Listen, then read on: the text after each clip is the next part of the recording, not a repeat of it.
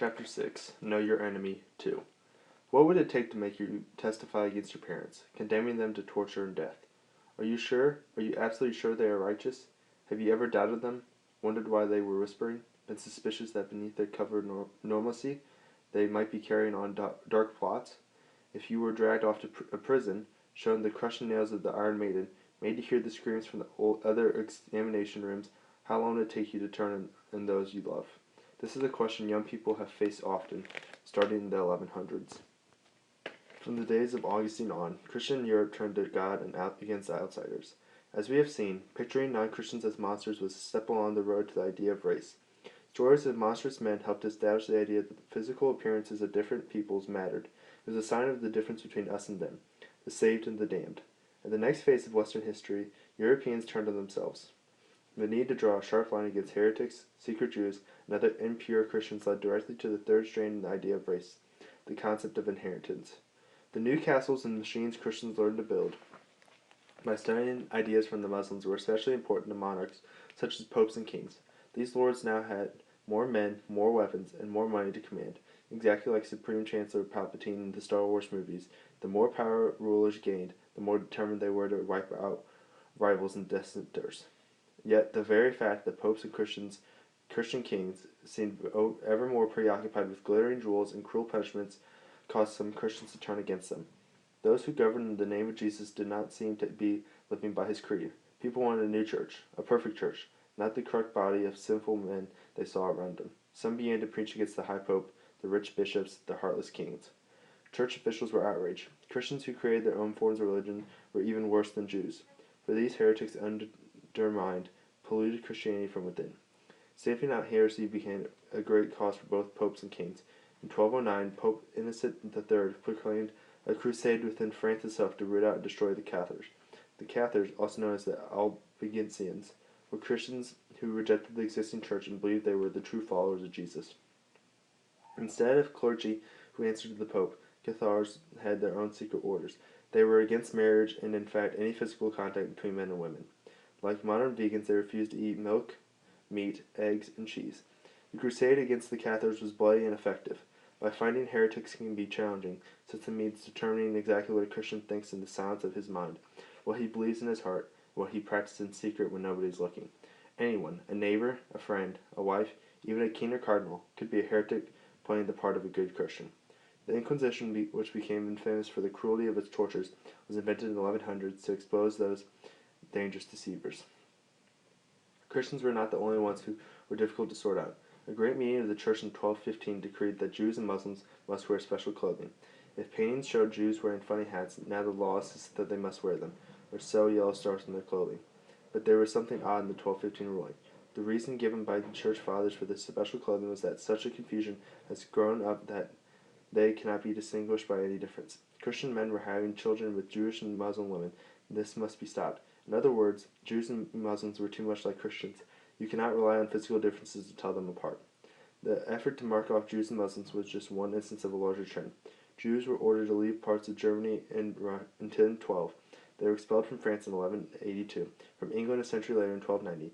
Even when they were permitted to stay, Jews were increasingly separated from Christians. In 1550, Venice sectioned off a part of the city to house Jews. The city fathers selected an area as far as possible from the central plaza. The site they chose had been used to forge weapons, and the word for foundry was ghetto. From then on, the Jewish ghetto became a feature of European cities. Believing that Jews had horns and tails and needed to drink blood was a product of a time when peasants were terrified by anything that seemed different. Insisting that Jews and Muslims wear distinctive clothing and lived in ghettos was the opposite kind of fear. It suggested that the borders were blurring and had to be rapidly reinforced. Even creating the Inquisition was a sign of uncertainty. You cannot easily tell a believer from a heretic. From 1215 on, laws designed to separate Christians from others grew more severe. In just this same period, people thought to have leprosy began to be confined in leper colonies. Leprosy is not, in fact, readily contagious. And laws prescribing the death sentence for men who had sexual relations with other men spread throughout Europe. Heretics, Jews, Muslims, lepers, homosexuals, all of these had to be removed, separated out, distinguished from the rest, converted, or executed.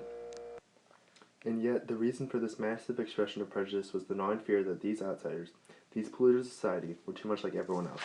It is almost as if the Europeans were afraid of a weakness within themselves and grew fanatical about separating themselves from sinners. This crisis over purity came to a head in Spain, where it led to the formulation of the next strain in the idea of race. Spain. Picture a Los Angeles high school in crisis. The school had planned to put on West Side Story, with Silver Voice Maria playing her namesake opposite heartthrob Terrell playing Tony. The school is in what used to be a black neighborhood, but now is increasingly Mexican. Teachers hoped that seeing the old story lovers from two different groups would help heal the tensions that erupt every day in hallway fights and displays of disguised but still recognizable gang colors. However, during rehearsals, when Anita tells Maria to stick to your own kind, the phrase begins to spread throughout the school. Why okay, your own kind, becomes the new school bus phrase scrawled on walls, spray painted on t-shirts, sprinkled into conversations, IMs and blogs, until finally Maria quits the show in tears. Her family is mixed and she doesn't know which kind is hers. The show meant to bring two students together drives them apart. While the story is invented, similar incidents have recently happened in places where rising Mexican and established black populations mix, in periods where borders between group borders, tensions over purity rise. Spain was the odd case in the medieval world.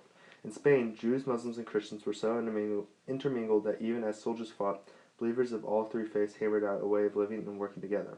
In turn, Christians from different regions had so little sense of common cause with one another that there really was no such thing as Spain.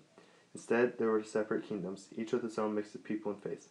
And because there were many Africans in the Islamic world, Spain was home to people of many different skin tones. More mixing of peoples, cultures, and ideas took place in Spain than anywhere else in Europe. But by the 1400s, this began to change. As the separate Christian kingdoms of Spain merged together into a nation, the days of religious toleration ended, and the newly united Spain was to be a Christian land. This passion for purity came just as the Christians gained the final upper hand against the Muslims. In 1492, Granada, the last Muslim stronghold in Europe, fell to the triumphant might of the Christian warriors who were still officially on a crusade. The armies of Jesus finally swept Spain clean. The Christians now had a new problem. Everyone knew that many of the peoples who had converted from Judaism or Islam were not sincere. They followed the forms of Christianity in order to fit in, but secretly they worshipped as they always had. Spain was officially Christian, but is infected with secret disbelief. The Christians borrowed one last idea from the Jews. Jewish law says only the child of a Jewish mother is Jewish. The Christians took this a step further. One law after another insists that only people of pure blood, that is, Christians descended from an unbroken line of Christians, could hold high office. The Spanish did not yet have the modern idea of race. Religion, not skin color, was what mattered to them, and they still believed it was possible for a person to make a sincere conversion to Christianity. But by linking faith with bloodline, they took a large step towards race as we know it. With the idea of pure blood, the Spanish set in place the third pillar of the concept of race. The conquering Christians were trying to erase their own past to wipe away any trace of the time of mixing in which even noble and royal families intermarried with Muslims and Jews. This very need to deny their history made the Christians all the more ferocious and unbending. They turned to the system that had first been used to expose heretics, started in 1481. The infamous Spanish Inquisition was created in order to press, pry, torture, and expose secret Muslims and Jews. The Inquisition was led by Thomas de Torquemada, who was the confessor to King Ferdinand and Queen Isabella. To this day, his name stands for cruelty, for in its first 12 years, the Inquisition condemned 13,000 conversos to be burned to death. Like all such investigations, the Inquisition relied on informers and on information obtained through torture. This created a poisonous atmosphere in which children turned in their parents to save their own lives. But even though Spanish jails filled with people accused of being conversos, the Christians could not be sure they had rooted out the evil, and they made use of the solution that had been adopted by other countries. On March 31st, 1492, the Jews were officially expelled from Spain. Perhaps 150,000 of the 200,000 Jews in Spain were gone by July. If it stood for nothing else in human history, the year 1492 would be important as a clear marker in the story of racism and prejudice. Christian Spain burned people accused of being secret Jews and Muslims and expelled Jews who were still open about their faith. The remaining Muslims would be exiled a century later. Although the Inquisition was kept busy for centuries keeping watch, the cleansing was complete. On March 15, 1493, in the midst of this triumph of holy violence, a ship landed at Palos, Spain, with extraordinary news. Christopher Columbus had sailed across the sea discovered a passage to the Indies. From the first, he eagerly asked the natives where he could find a dog-headed man, one-eyed man, Amazon warriors, the monsters of the medieval imagination, who he was sure must live there. Descriptions, fables, and ideas that Europeans had shared for 1,000 years colored everything he saw. Even as the Spanish invented the idea of pure blood, they learned of places and people they had never imagined. A nation cleansing itself through torture, execution, and exile now had to account for unknown people in unknown lands. This forced the Spanish to face the question that had been debated for centuries: were monstrous men human or not? Were they humans who could be saved, or were they demons that must be destroyed? At first, this, like all great issues since Augustine, was a question for theologians to debate by consulting ancient texts. But in the great force of collisions of people's ideas and the cultures that followed Columbus's voyages, new ways of thinking began to emerge. Out of the encounters with new people came the sense that not all humanity was created by God in the same way or had the same abilities.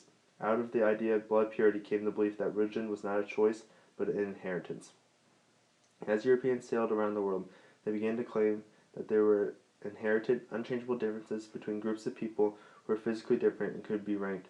They invented race.